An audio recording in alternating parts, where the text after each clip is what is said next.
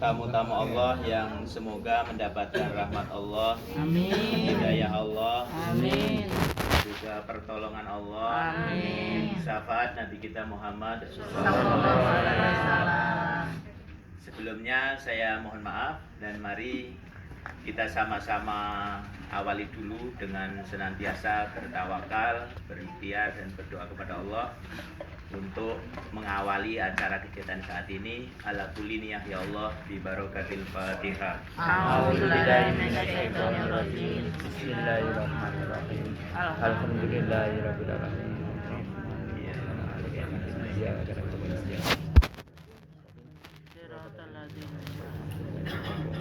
Alhamdulillah, mohon maaf saya berdiri. Mohon maaf. Ya. Jadi yang pertama ya yang ingin saya sampaikan masalah umroh, ya, orang umroh, ya, itu pertama niat dalam kondisi ihram, ya, itu rukun, ya.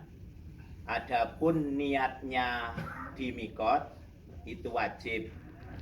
Seandainya tidak di mikot itu tetap sah tapi kena dam. Makanya usahakan jangan lewat dari Bir Ali niatnya. Niatnya di hotel Mekah sah tapi kena dam. Supaya nggak kena dam, semuanya terlaksana harus di Bir Ali atau jangan lewat tempat mikot. Satu. Kemudian yang kedua, waktu tawaf itu syaratnya harus nutup aurat, suci dari hadas kecil, hadas besar. Artinya bagi yang menstruasi nggak bisa. Lalu bagaimana solusinya? Jangan dipaksa. Saya kalau nggak ikut nanti saya hajinya kan gimana? Umroh saya gimana? Umroh kan wajib. Ya, ketika memaksakan diri dalam kondisi menstruasi haram. Ya, haram. Makanya apa solusinya? Yang lagi menstruasi, benar kata Pak Yai, ngaku, nggak usah ikut. Kawan-kawan ngambil mikot ya diem aja. Ya, kawan-kawan tawaf ya diem aja. Kawan-kawan sa'i diem aja. Sampai ditunggu suci. Kalau ternyata sampai mau pulang ke Indonesia belum suci, baru boleh gimana caranya, yang penting nggak netes. Tapi selama waktu ditunda masih ada waktu, ya nggak usah dulu. Tunggu. Sudah di Mekah seminggu belum suci, ya nyantai aja, tidur, makan, tidur, jalan-jalan. Nggak apa-apa. Iya, nggak boleh maksa ya, nggak boleh maksa. Nggak boleh maksa. Misalkan di Mekah sudah 15 hari baru suci, ngomong, Pak, saya sudah suci, gimana saya mau ngambil umroh? Berarti ngambil mikot terdekat. Nah, apa di Tanim, apa di Jirona, resikonya naik taksinya bayar. Ya tidak apa-apa, tidak apa-apa kan seperti itu. Tapi ada pemandunya. Ya ada, saya siap, ya, saya siap. Ya, ya saya siap. Ya, ibarat ada setiap 2 hari sekali ada yang minta dipandu, saya siap.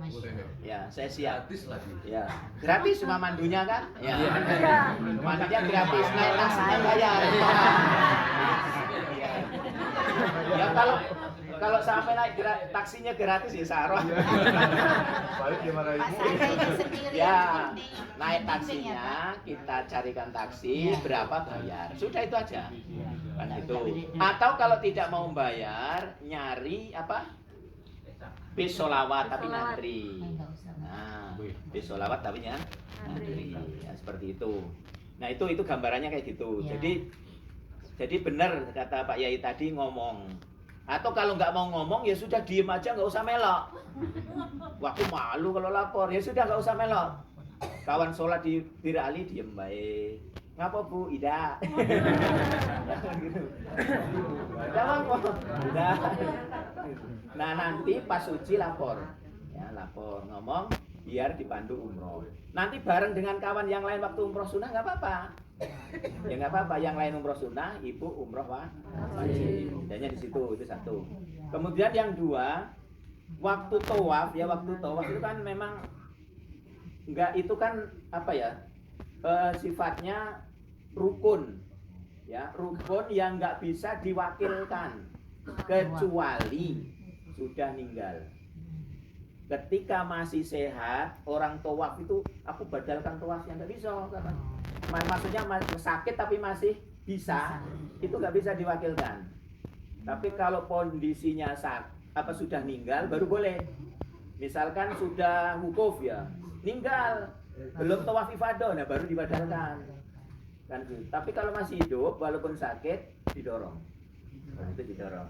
Nah, kalau tawaf wada lain, tawaf wada kalau memang mbak kuat bener, sakit bener, sudah darurat bener, ya, nak bayar juga ndak kate, pamit teh boleh, ya cuman pahalanya yang berkurang, tapi tetap sah.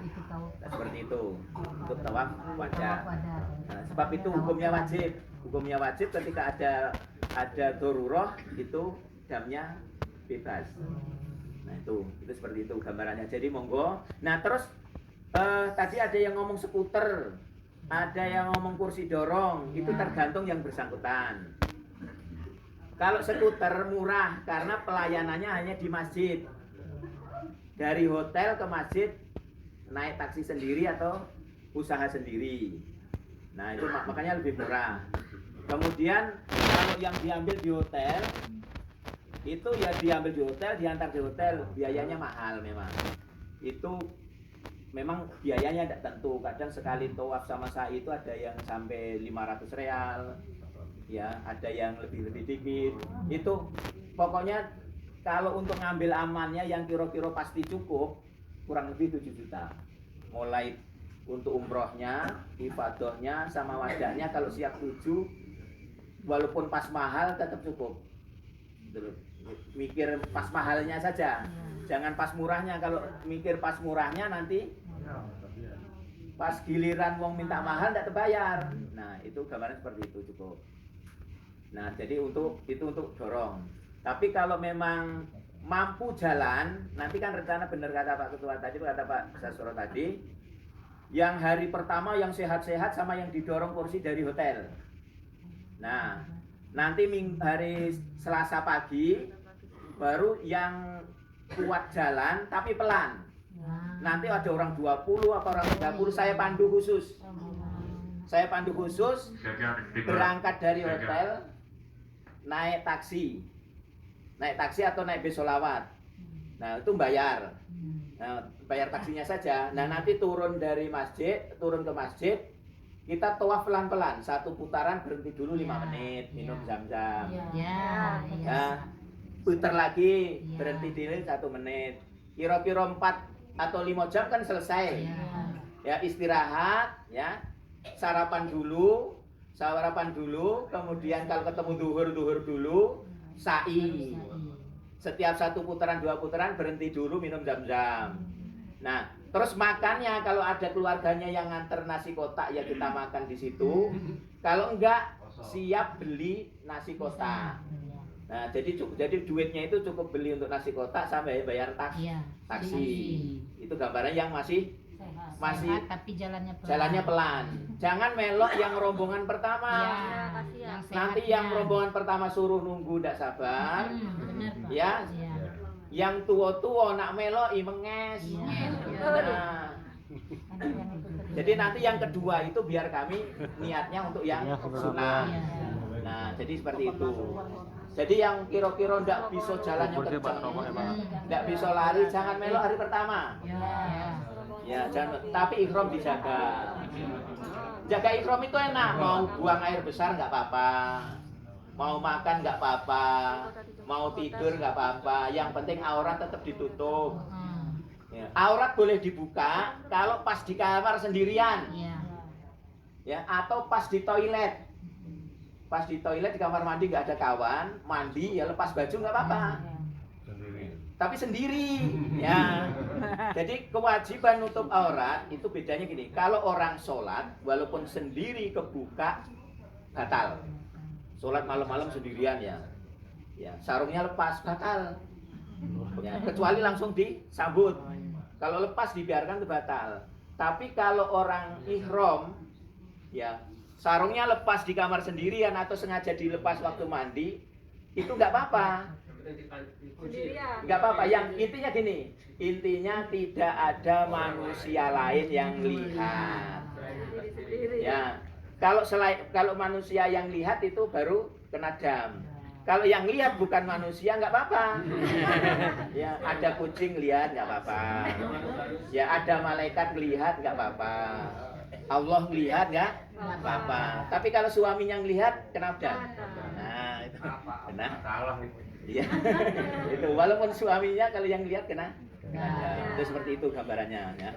Nah, sudah barangkali sudah jelas ya kalau masalah itu ya. Sudah jelas. Nah, karena kita itu selesai umroh itu langsung tahalul lepas baju nunggu hajinya masih lama, Iya. itu namanya haji tamato. Berarti kena. Sebenarnya Pak, Ya silakan. ini misalkan ada orang yang sudah tua, bingung untuk memasangkan kain ihram, terus minta bantuan itu gimana kalau melihat hukumnya itu? Ya caranya makaikannya jangan lihat. Oh, yang beneran. Iya.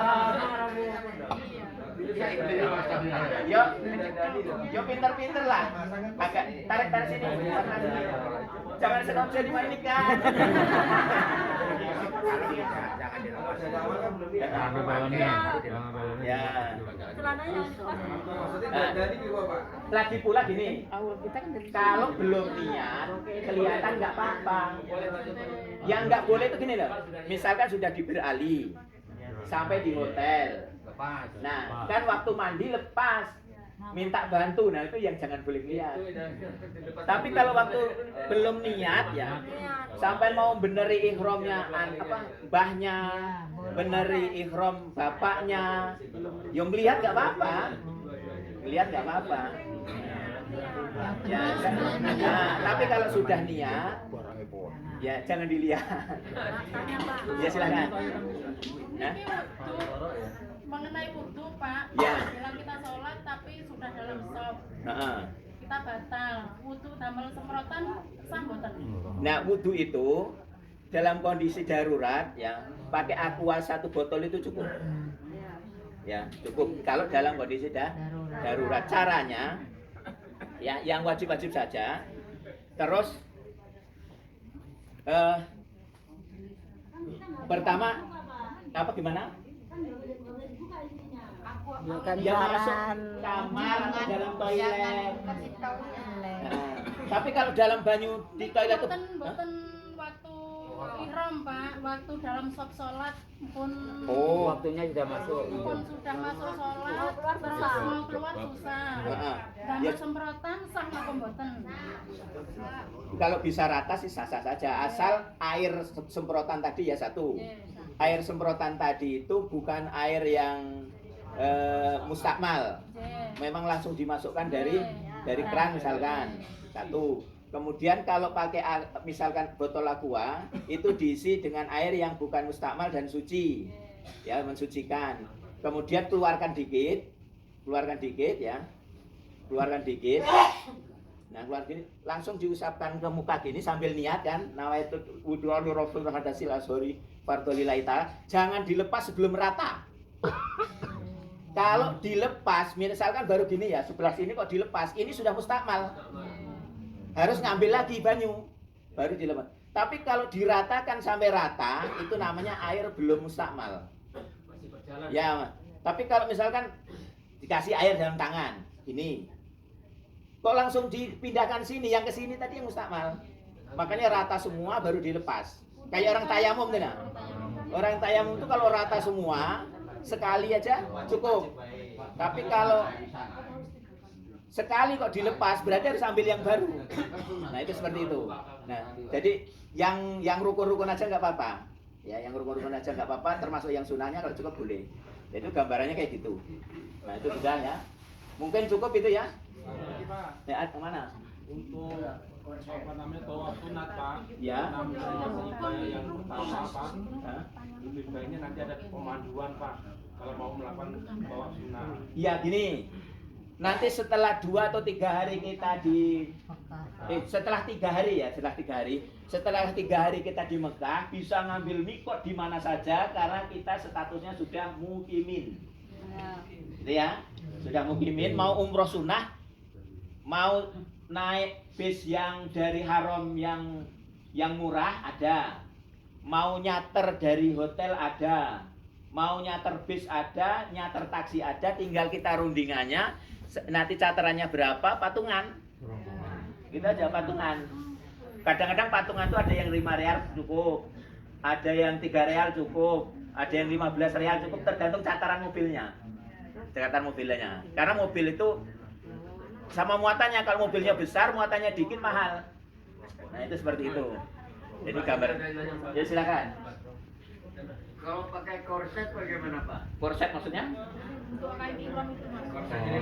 Korset kayak Untuk anu perut dulu Pak. Oh, gini. Kalau untuk ngecangkan perut itu ada sabuk khusus yang tek gitu nah. Sebenarnya kalau bisa masangnya nggak pakai sabuk itu kuat. Sebab gini, yang namanya berjahit itu gini, kayak sarung ya ketemu ujung. Kayak sal ini bukan berjahit loh. Anduk bukan berjahit. Yang dimaksud berjahit itu kayak baju ini ya, ketemu nyambung. Sarung nyambung, celana nyambung. Ya, kaos dalam nyambung. Ya, celana dalam nyambung. Jilbab yang lembaran kalau itu bukan berjahit. Anduk bukan berjahit. Ya. Karena berjahitnya keliling, kayak kain ihram itu dijahit juga muter. Tapi bukan itu yang dimaksud, yang nyambung. Nyambung, tapi itu khusus laki-laki. Kalau perempuan berjahit semua nggak masalah. Ya nggak masalah, malah repot kalau perempuan nggak berjahit. Kan gitu. Ya. Ingat kaitannya kali hernia. Oh. Nah, kalau kaitannya dengan hernia, boleh gimana caranya disempaki, tapi diikat saja. Diikat, bukan sudah ada dibuat khusus yang bersambung. Diikat aja. Atau pokoknya gimana caranya kan seperti itu. Ya kan darurat. Tapi orang yang normal lepas saja lah, ikhlaskan. Ya, lepas saja. Insya Allah juga nggak akan terbang itu. Semuanya sudah seperti itu. Ya. Gimana silakan. Anduk kecil juga pakai jahitan. toko kain putih. Kalau butuh di luar, tidak dalam toilet, gimana caranya aurat tidak kelihatan? Apa dibasahi?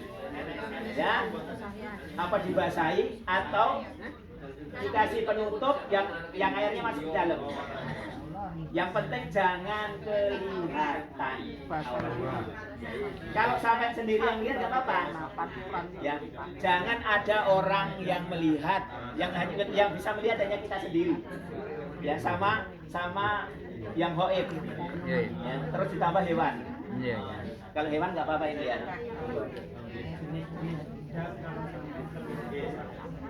Jenis dam. Nah gini, jenis dam itu bukan semuanya kambing. Ya. Dam yang paling berat unta. Untuk orang yang hubungan suami istri. Unta itu.